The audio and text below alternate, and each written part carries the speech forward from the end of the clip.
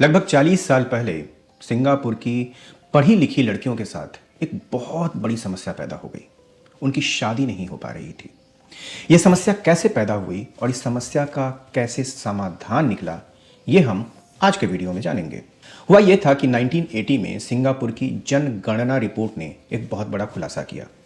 खुलासा यह था कि सिंगापुर की 2/3 ग्रेजुएट लड़कियों की शादी नहीं हो पा रही थी।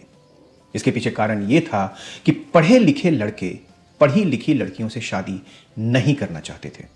वो वैसी लड़कियों से शादी करना चाहते थे जो कम पढ़ी लिखी हों। तब 1983 में सिंगापुर के प्रधानमंत्री ली कुआन यू ने इस विषय पर बहस छेड़ दी। ली ने जुड़वा बच्चों पर हुई एक रिसर्च का हवाला दिया और ली ने यह कहा कि अधिकतर बच्चों का मानसिक स्तर उनके माता के मानसिक स्तर और पिता के मानसिक स्तर के मध्य में होता है। अगर पढ़े लिखे लड़के पढ़ी लिखी लड़कियों से शादी नहीं करेंगे तो उनके बच्चे बहुत ज़्यादा काबिल नहीं हो पाएंगे। इसके बाद तो सिंगापुर में जैसे भूचाल ही आ गया। सिंगापुर की अधिकतर लड़कियां ली कुआन यू से नाराज हो गईं। पढ़ी लिखी लड़कियां इसलिए नाराज हो गईं क्योंकि ली ने उनकी दुखती रग को छेड़ दिया था।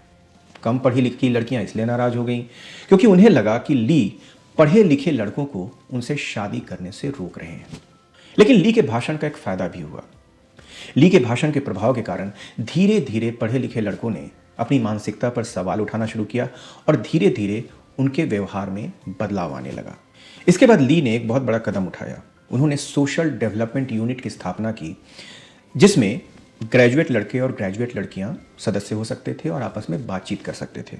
शुरू में इस यूनिट का बहुत मजाक उड़ाया गया, लेकिन 15 साल बीतते बीतते इस यूनिट में सदस्यों की संख्या बढ़कर 1 लाख हो गई, जिसके 30% लड़के और लड़कियों ने आपस में शादी कर ली। ली की सरकार ने यह भी देखा कि पढ़ी लिखी औरतें कम बच्चों को जन्म दे रही हैं। इसलिए ली की सरकार ने यह नियम बनाया कि जो भी विवाहित औरतें 2 से ज़्यादा बच्चों को जन्म देंगी, उनको और उनके पति को आमदनी पर टैक्स की भारी छूट मिलेगी।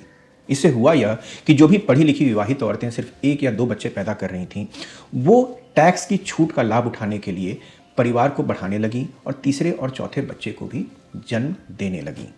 15 साल बीतते बीतते उन ग्रेजुएट लड़कों की संख्या बढ़कर 38% से 63% हो गई जो ग्रेजुएट लड़कियों से शादी कर रहे थे। इस तरह सिंगापुर के पढ़े लिखे लड़कों की मानसिकता को बदला गया और पढ़ी लिखी लड़कियों के साथ जो दिक्कत हो रही थी, उस दिक्कत को समाप्त किया गया। तो दोस्तों, सिंगापुर और अन्य विषयों पर इसी तरह जानकारी से भरे वीडियोस देखने के लिए हमारे YouTube चैनल कथालोक पर जरूर जाएं।